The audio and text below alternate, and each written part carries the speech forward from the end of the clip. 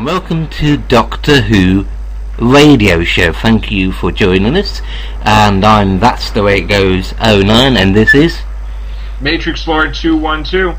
And not long now, as I record this, until the start of Season 7, Part 2, and really, the actual anniversary season, the 50th anniversary of Doctor Who, and tons of treats, and tons of mystery as well, and tons of revelations about things which basically proved that they were technically aligned, the past Doctors.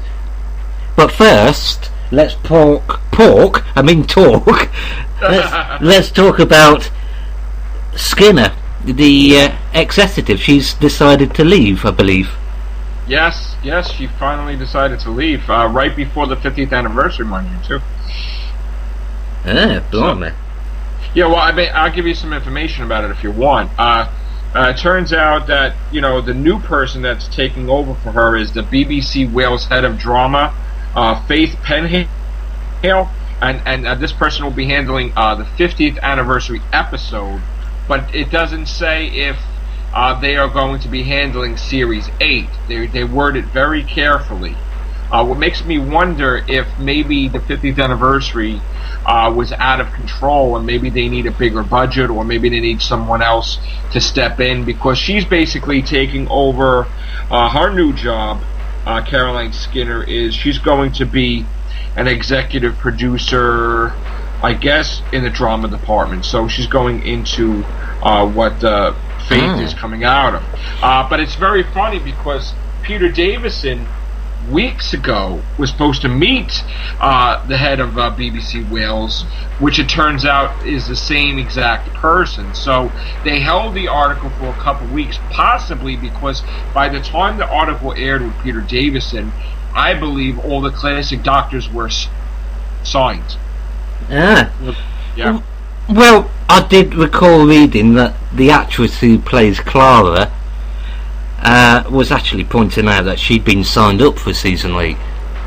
Yeah, the story behind that is that Stephen Moffat had went around and said that, okay, don't worry about it. Matt Smith is going to film a movie in Hollywood called How to Catch a Monster, and don't get worried because he's only going to be away a month. Well, it turns out that was not true. Matt Smith was going to be away originally for 3 months, but Moffat said 1 month. And but actually the real time is 4 months. So what happened was Jenna Louise Coleman had panicked, and she had her and her agent called up Moffat and the BBC, and they said, listen, what am I going to do for 4 months? I mean, am I coming back? Am I not? Good point, those. It turns out, you got to do something for her, because that's not fair. You know what I'm saying? You can't leave these people hanging. They left everybody hanging for the 50th anniversary. Nobody's getting calls. Nobody's getting nothing. She's saying, hey, listen, if we're going to do Doctor Who after 4 months, I need something. So what they did was they didn't even have Series 8 commissions. They signed her without a commissioned series. So they signed her for Series 8. And, the thing that's really, really funny is that just recently she spoke out even more with Mark Gatiss, and it wasn't even with Moffat, and she basically revealed that Matt Smith is gone for 4 months, and that when he returns in September, they will be filming the Christmas special immediately. Oh yes, that, because this is basically like a schedule they used to have in the 60s, isn't it? Sort of non-stop. Well, less episodes though. Matrix. Joseph, that's his actual name, of course. Author of 10 books, a new one coming from his Season of Sorrow, Sadness series. The Sorrow Separation series. Yep. But the thing is that they used to film non-stop in the William Hartnell, Patrick Troughton era. But the bizarre thing is they have less episodes, but they technically film longer, 9 months. And as far as Matt Smith goes, for the last few years, there's been this worry, every time he does a film or something like that, he's leaving Doctor Who. And he was asked about that, and he did deny he's staying on. He's said that he'd like to perhaps, do it till 30 or something like that. I just find it funny. He is 30 now. He is 30 technically. Yeah, I found it funny how Moffat, like this. If we didn't have Series 7 Part 2, these 8 episodes, there would be no season this year. There would only be an anniversary and a Christmas special. Do you realize that? All the money that they have to do a 14-episode stint, they wasted it on something else. Okay, and not only that, but if they all that, what are they doing with all the money for 14 episodes? They're spending all the money on a 3D project. It's compensation to Jimmy Savile. That must be playing on their minds. That. I mean, it's not like they're going to give David Tennant millions of dollars to do the role. I mean, maybe they're going to pay 11 doctors worth, I guess. Even new actors to play the old parts. But why would fans want to lose 14 episodes to get one? That's like saying, hey, you know what? You give me $1,000, I'll give you $1. I mean, I don't understand that. Well, I just subscribe now on this Facebook. Did point out that he was a little bit miffed still. We've had this conversation together before. Well, right. I was replying to him. We weren't really talking together, but he made a post pointing out that we don't get 20 episodes like America, your country, of course, but right. We only get 13, and I just replied that it's really because having 20 episodes is something that the BBC don't want to have to pay for, because they'd have to pay more to actors. With Hollywood, however, they do it all the time. That's why it's such a risky business, starting a new series, I suppose. See, but you know what the thing is? Everything's more marketable in this day and age because they have the internet to help promote the show. I mean, Doctor Who is the number one show in iTunes all over the world. The amount of money that generates from iTunes alone, I'm not even talking about toy sales or DVD sales. Or Blu-ray, or even clothing that they have now. Because in America, they have Hot Topic has clothing, Doctor Who clothing. They have Doctor Who toys now in America all the time. They have a whole section in Barnes and Noble's bookstore of all Doctor Who merchandise, whether it be books to sonic screwdrivers to everything. So they also have rather nice cheerleaders as well. Yes. So the amount of money that they're making is phenomenal, and to say that they don't want to throw it back in Doctor Who is absolutely absurd, because I do believe that they took the Doctor Who money for the Olympics. I think that they took the money for Sherlock. That's true. I think that they took the money for Sherlock. I think they took a risk with Sherlock because it was a brand new show. They didn't want to throw money into it, so Moffat became the showrunner of the show. Well, as far as the Olympics go, they spent a lot of money on that, and also they took up a lot of their schedule, hence why it's been split into 2. But where would they get the money for the Olympics? God knows. It only comes from certain programs. But the thing is, the coverage quality of the Olympics was not very good. It was heavily criticised, and I'm surprised to hear... and something was cut from Doctor Who in the Olympics, because David Tennant even said it, that they cut a whole thing of Doctor Who. So iTunes is actually their, out of all the products and product targets for Doctor Who, is actually their biggest commodity, so to speak. Well, I mean, it's number one all over the world, I think, Doctor Who. So it beats out all the American shows on iTunes, and that's why they did that. Of course, they did that American.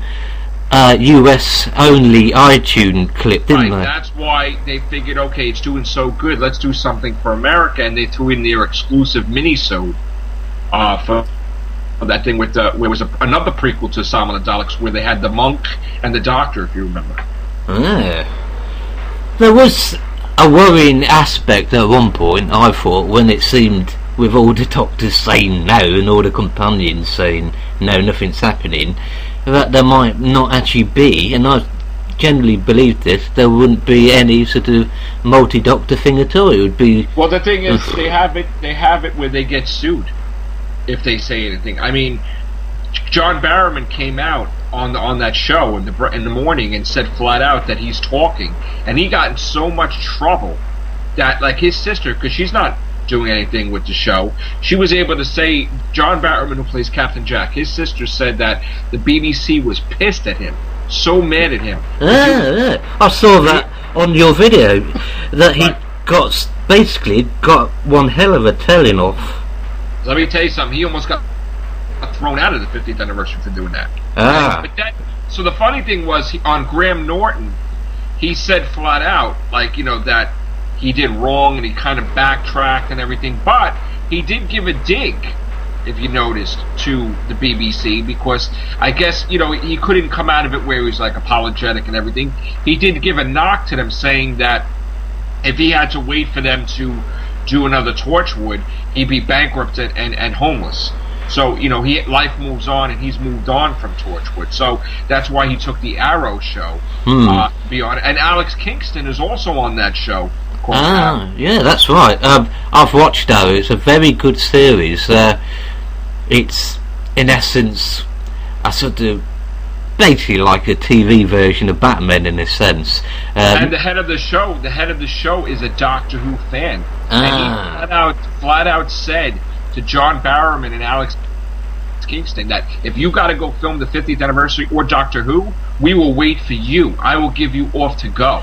Well, you should mention that companions of two different Doctors have appeared, because David Tennant is actually appearing in an ITV British TV series where Arthur Darrow is actually playing a priest or vicar, I believe. I think it's called Broadbent Church or something like that. I haven't watched it myself, but my sister-in-law Jade, who absolutely loves him. I mean, seriously. And isn't the woman Prisoner Zero? I don't know, because I haven't watched it. I think the woman looks like Prisoner Zero from 11th Hour. I saw a clip of it. She looks like it's her. I don't know if it's. I'm not sure after research. What, the big fish creature? No. The one in the 11th Hour at the end where she says, "Silence will fall, the Pandora will open." Oh yes, she plays. She's with the twins. Yeah. She's with the twins. She's like his lieutenant or something like that, isn't she? I think. I don't know, but the thing is,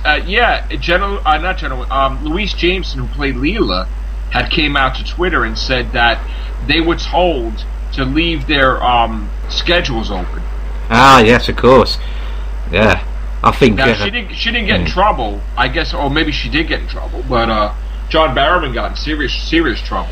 Well, the whole point is that, just like Christopher Eccleston, it was a little sort of, vague reference to it actually really happening. But with John Barrowman, it was more of a, actually confirming it.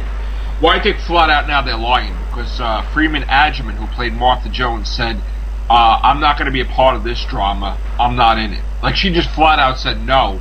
But I think she may be in it. I think she just lied because she don't want, all the attention. Like, I think Sylvester McCoy just lied recently.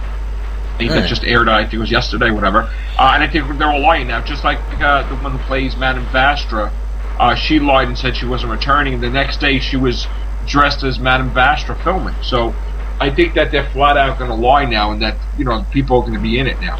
So basically, between now and when they start filming the thing, if anyone slips up like John Barrowman, they might be written out of it.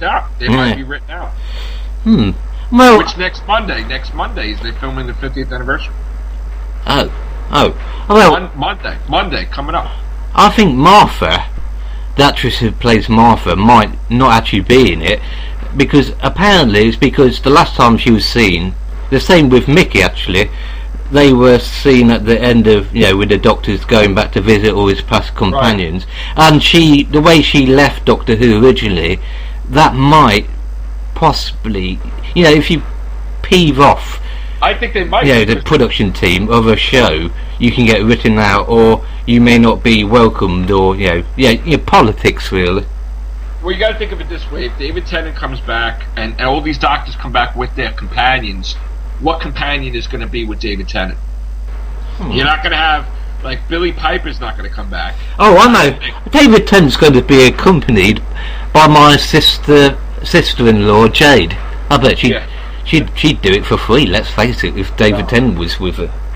Unless, and I don't think he wants to use Donna Noble because that's kind of like Russell T Davis's territory. You know what I'm saying? Like he ended that story, so it could be Martha Jones is the safest choice. I have an idea for the 50th anniversary. I think the BBC, to save money, will just simply have a baked potato cooking in a microwave, and that's all it is for 60 minutes. And then you have a unit outside trying to blow it up, right? 5 rounds rapid, Mr. Benton. Wow. I honestly think that we're going to get a mini-sode this week, I think, because it's Red Nose Day, right? Yeah.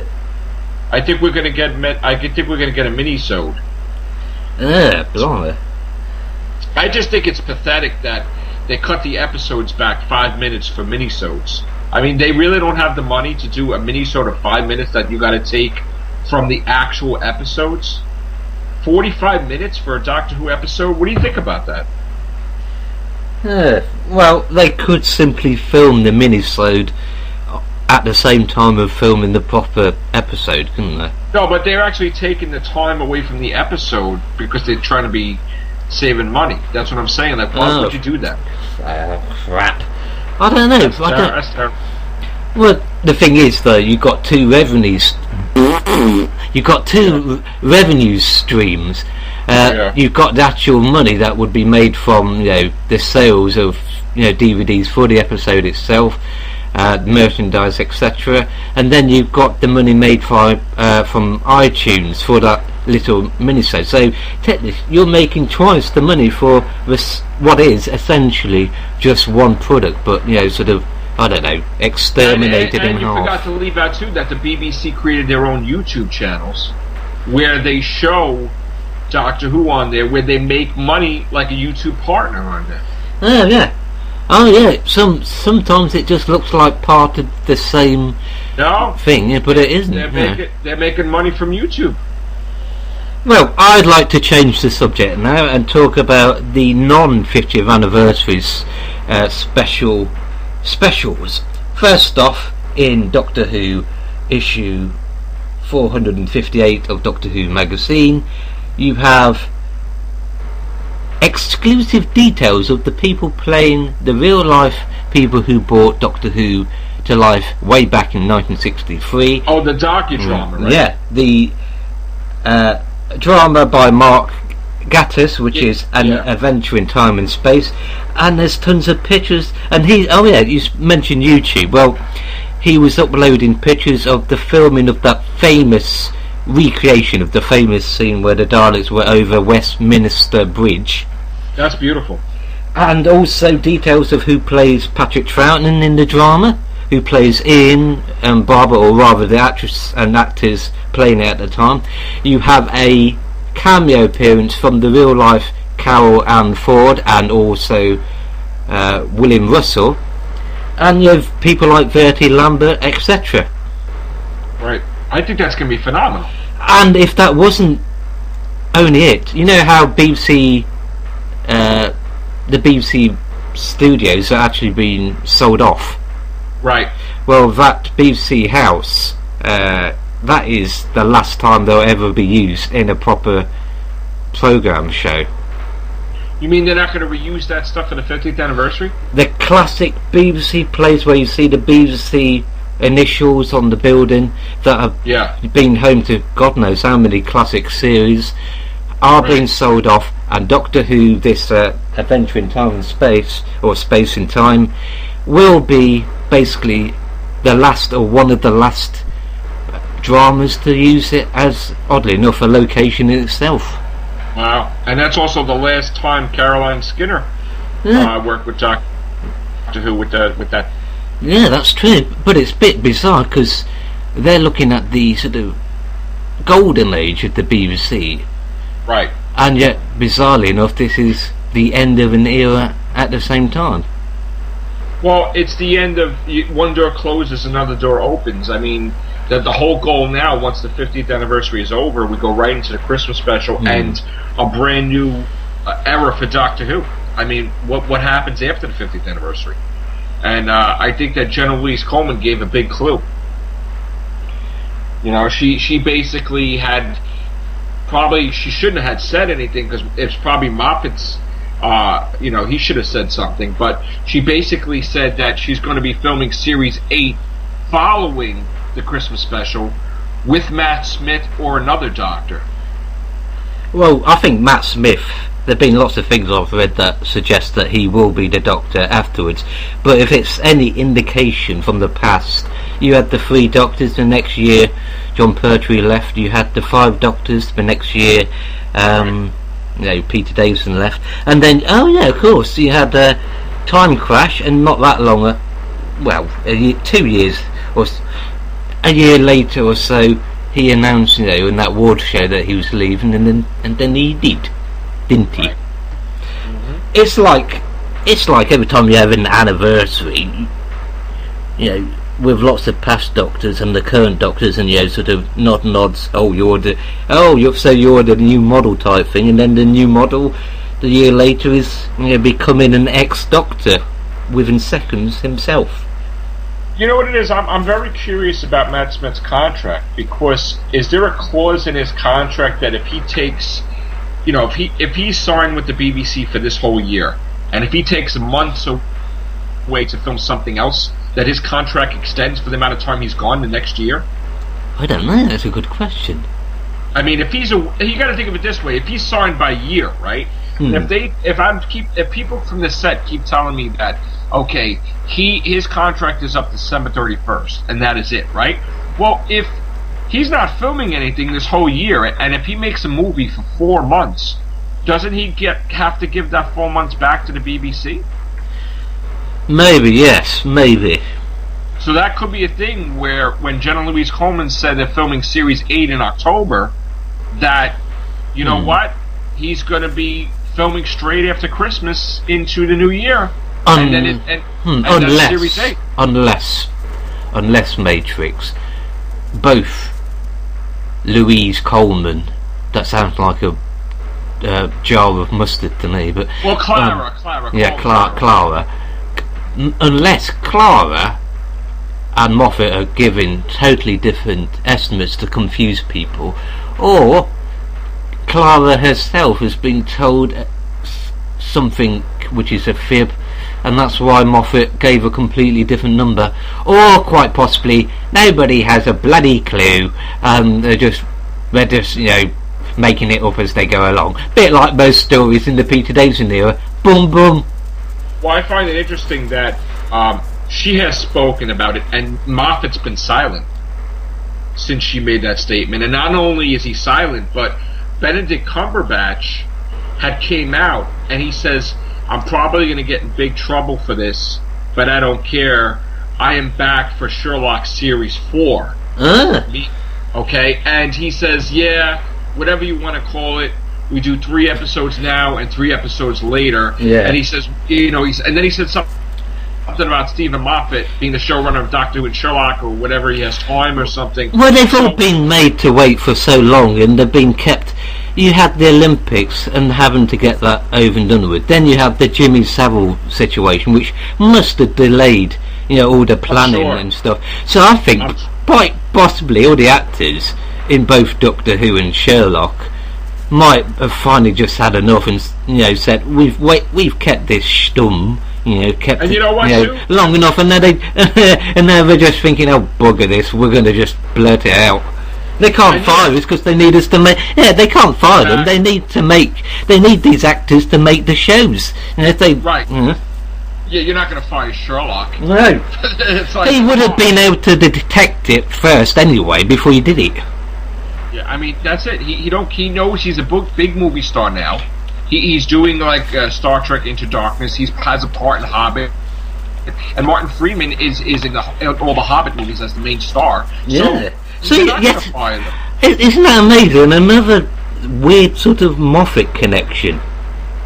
You know, he's playing a young Bilbo, and then you've got the fact that he's playing Smaug the dragon in Saruman, or, you know, whatever. And then you've got all these other bizarre things where, you know, you've got Davil and Tennant together, and it's like a sort of the 7 degrees of Kevin Bacon, only with a Doctor Who spin. Well, the degrees get further because there's the Peter Jackson, Sylvester McCoy connection.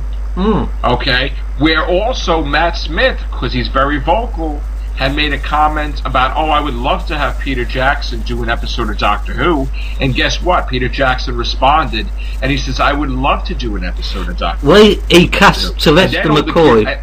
He cast Sylvester McCoy specifically because he's a Doctor Who fan, and apparently there's this story I read. I think it was written by Sylvester McCoy in an interview that he'd been to Peter Jackson's house, and Peter Jackson showed him his wardrobe, and what did he have in there but the actual 7th Doctor costume. Nice.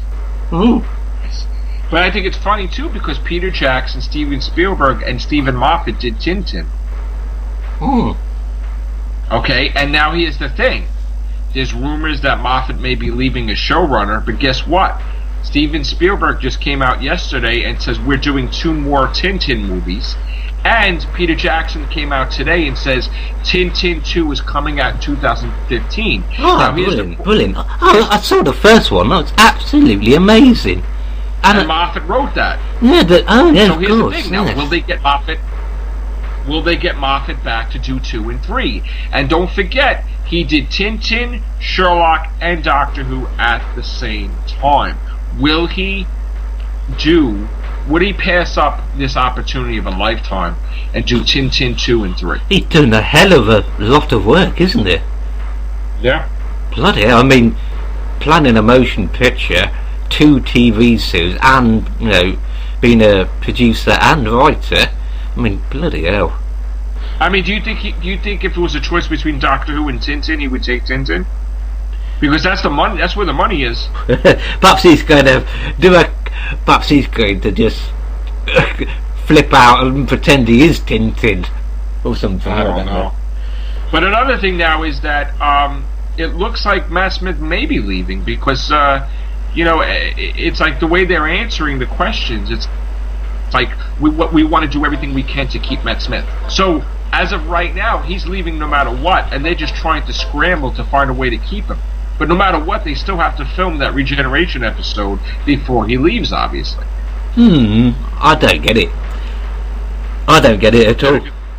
Because, oh dear, I don't get it, and I've just forgot what I was not going to get. Yeah, I don't get why he's... Oh God. There was a story that apparently, according to the Daily Mail or something like that, one of these unreliable stories, that at the end of the anniversary story he turns into flipping woman, and oh God, I got this nasty feeling. I don't think they would do that. I mean, they mentioned it in The Doctor's Wife that it is possible for a Time Lord to change into a woman, but I don't think they would do that. I think that they may do that with the Master, maybe, but I don't think the Doctor would do that. Well,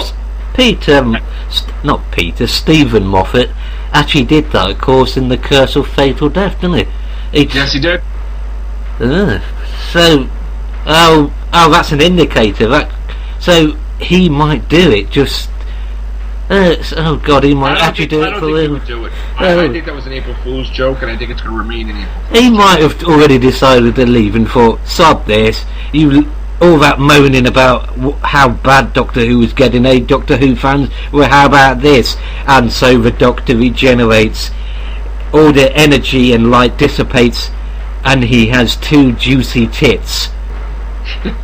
I think that they would just leave it off if they didn't have an actor for it. I think they would have him regenerate, and then it would just cut away, and you wouldn't know who he regenerated into. If it was going to be cancelled, that's what they probably would do. Could be worse. It could be hard to describe now, couldn't it? Alright then, calm down, everything, didn't I? Yeah. I just find it funny, this whole drama. I don't understand why the BBC can't flat out say what's on their mind or what they're doing. Why all the secrecy? I mean, do you realize the amount of money that they pay these people to follow these actors around and check all the sites and everything? I mean, I thought they didn't have money for that. So how they having money for, like, the Gestapo?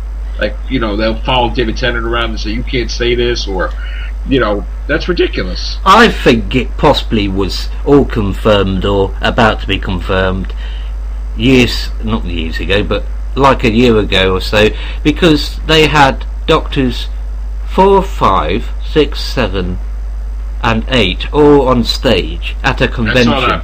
So I think the only reason they could bear to be on the same stage together is because they knew they had to be in the 50th anniversary within a year or so, and in between that time they would sign up all the companions and get a finalised script as well as locations, etc. Now, the one thing I don't understand is, okay, they said that Doctor Who is going to be in the movie theaters for the 50th anniversary as a 3D. With the BBC budget, is the TARDIS going to be hung on a little piece of string? Well, my question is, how could it be an hour if it's going to be in the movie theaters? Wouldn't it have to be basically the lowest amount of time would be an hour and a half? Yeah, why can't this 50th anniversary be 2 hours? You can't throw it in a movie theater for an hour. No one's going to go spend like $20 or tons of money to go see a movie for an hour. It would have to be an hour and a half, wouldn't it be? Well, Lord of the Rings, and including, oddly enough, the latest... Yeah, it's like 3-4 hours. Yeah, so if you can sit through that and sit through some arse like Harry Potter for 2 hours and a half, and maybe they'll do that, and pay nearly £10 for the luxury of not going to the toilet when you should have done. Never mind about regeneration, but my pants have changed from being dry. But you know what the thing is? It's not a motion picture, so isn't there laws? Because I don't live in London, in Great Britain. Isn't there laws where they can't do that? They can't make money off of that as a movie. If it's not a movie, it's a TV show. Like it's still. It's how could you air it on TV and put it in the movies at the same time? There's no law against One Direction or Justin Bieber turning up in London, so unfortunately that doesn't bode well for the Doctor Who fans, does it? And nobody has 3D TVs, so how could you watch it in your house in 3D? Well, they do have 3D ready TVs in England, Oh yeah? Okay. You also have to be really well off ready as well to get the TVs. Right. Or you can just really get your head really close to the screen. That gives you a 3D experience. Who do you think would be the villain? The one who's not the good guy. Yeah, nice answer there. That's pretty Perhaps good. we could get Obama to do it.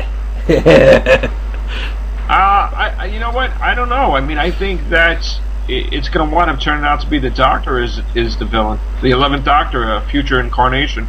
I mean, not a future incarnation, actually a future version of the 11th Doctor, maybe a bearded, fed up with the world and everything. Not only did he lose Amy and Rory, maybe he'll lose Clara, and he gets fed up and he just decides to go crazy. Bit like Moffat. Yeah. I don't know. If you've got lots of classic companions and doctors and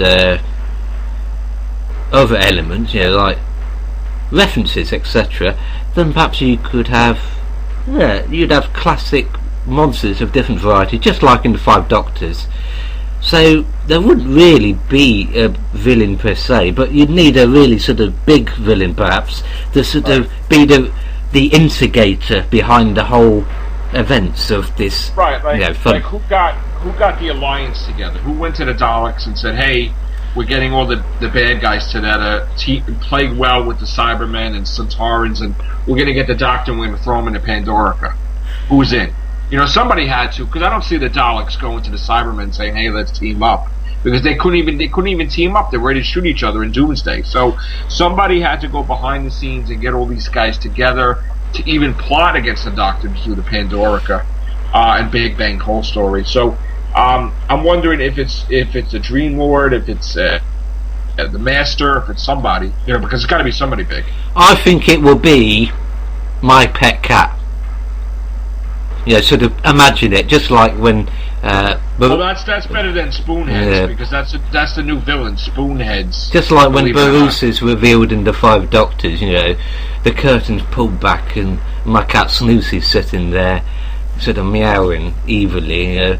while She's eating a probably a plate of better chicken. villain than the Spoonheads. Who's Spoonheads? That's the new villain in the Bells of St. John. They look like spoons and they're villains. I'm not even joking. It's serious. What they came down to Earth in a eggshell, did they? I have no idea, but he calls them the Spoonheads. I'll send you the link.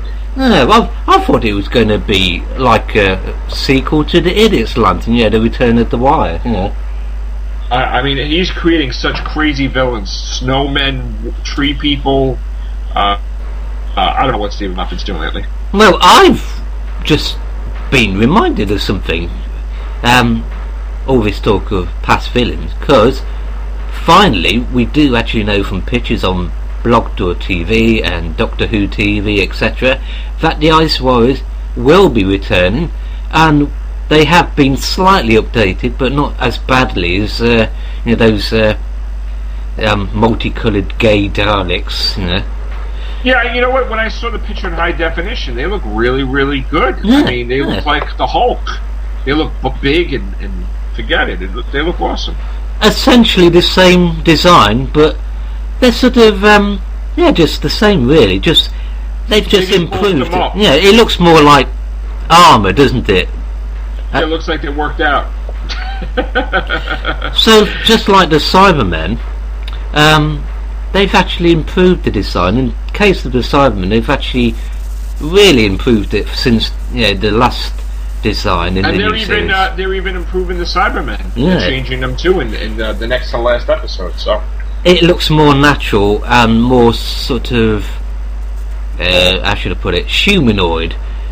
Right. Sort of in a strange way, just like the classic series. It's somebody in a suit, but the design allows you to actually dispense with reality and just imagine it as a real creature.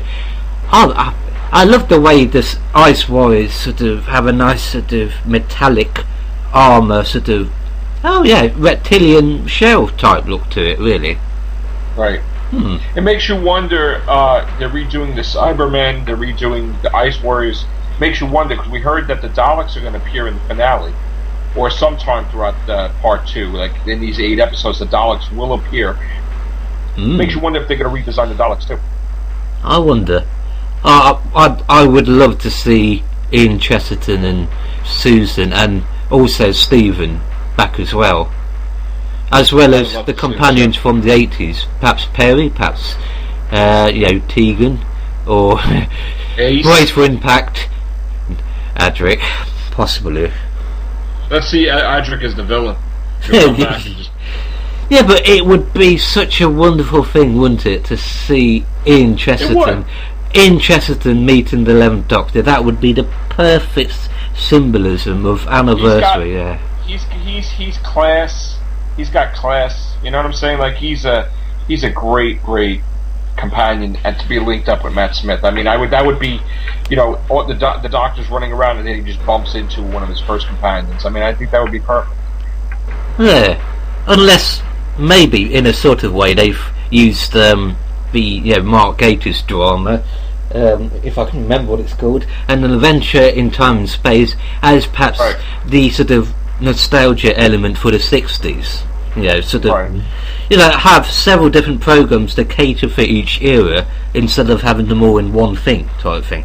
I mean, they could get those actors that play the first Doctor and second Doctor and Ian Chesterton as those young actors and have them They might actually do that, because there is an actor playing William Hartnell's real life persona, and also someone playing Patrick Troughton, so they could possibly have them play bizarrely in a sort of weird sort of double take the first and second Doctor, which would be a bit surreal, wouldn't it? And they said that the rumor is at the end of the finale the second Doctor shows up with River. Bloody hell. So, I mean, because he's connected with the Great Intelligence, so... But perhaps this second part of Season 7 will... I think the Great Intelligence might be the overlying connecting theme, Yeah, well, they said whatever happens in the season finale, it goes right into the 50th anniversary, so it's like a cliffhanger. Because in that story, the Christmas special 2012, you had the fact that it was a, this is what Stephen Moffat said, the great intelligence in that story is the reference to the 1967 underground layout in that little sort of tin thing. That is a prequel to the original story. So why is it so strange that the next story might be set further in the Doctor's and the great intelligence's personal timeline, and this might be an attempt to get revenge on the Doctor? Well, they said that Richard E. Grant returns in the finale because his character died, but the great intelligence possessed him, if you remember. So, so he appears in the finale, Richard E. Grant. Maybe the great intelligence is behind Clara coming back again and again from death. It could be. All part of a trap itself. It looks like a mystery, but really, it's a mystery to tempt the Doctor. Right. Like Fenric or something, I don't know. Could be. Could be. Or it could just be a really good drama series that's lasted for 50 years from 1963 to 2013. Could be that too. Can't think which TV show I'm referring to there. I'm just happy that Doctor Who is around now, because I thought after it was canceled when I was a kid, I thought I would never see it again, and then I saw it in '96, and in '96 I'm glad they canceled it because they were ruining their show. I'm glad it returned home to Great Britain. Yeah. Blooming hell, yeah. Because God knows if they were going to continue the American version, they were going to say he's related to Rassilon and all kinds of stuff, and then you would have really ruined the whole show with all that stuff. I thought it had its merits. It certainly influenced, without the opening titles of, the TV movie and the production values, and also, of course, the discovered sexuality of the Doctor. All of that takes place in the new series since 2005. So maybe it wasn't a success that rebirthed the series, but it was it was a success. An echo of the future, if you like. Right, it was a success in a way because they liked Paul McGann's TARDIS, how big it was. They liked he's on a motorbike, just like Matt Smith's on a motorbike now, coming out of the TARDIS. They take stuff from the TV movie, and I would have liked to see Paul McGann. The only thing I didn't like from the TV movie was the fact that they said he was half human, which I'm sure they'll explain that the TARDIS was lying to the Master because, they're not going to have the TARDIS just give them all the information. I see. Anyway, that's all the time we've got for on Doctor Who Radio Show. Thank you for joining me.